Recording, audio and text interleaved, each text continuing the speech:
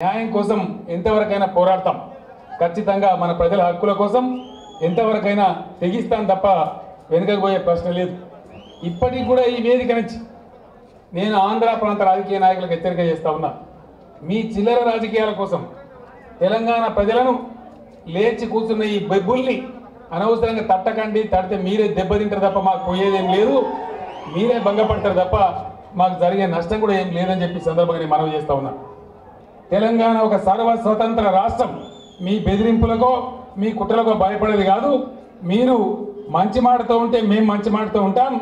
మీరు ఇటుకతో కొడతామంటే మేము రాయితో కొడతాం. జాగ్రత్త అని చెప్పి మనవి చేస్తా ఉన్నాం.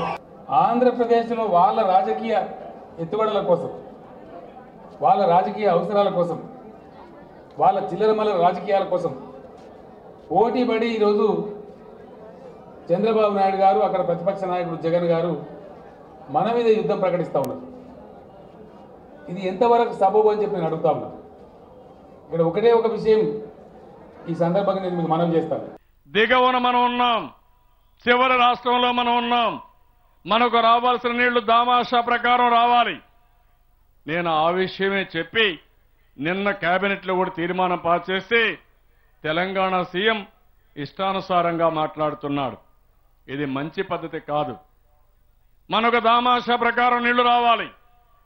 పై రాష్ట్రాలు కూడా వాళ్ళు కావాల్సిన నీళ్లు వాళ్ళు ఆపుకునే పరిస్థితికి వచ్చారు. ఈరోజు దామాషా ప్రకారం నీళ్లు రాకుండా మనం ఇబ్బంది పడుతున్నాం. అదే మరిగా ఆంధ్రప్రదేశ్ ఇంకా దిగవనుంది కాబట్టి పైనుండే తెలంగాణ రాష్ట్రం మీరు ప్రాజెక్టులు కట్టేసి ఇక్కడ కృష్ణా డెల్టా చాలా ఇబ్బంది పడే పరిస్థితి వస్తుంది.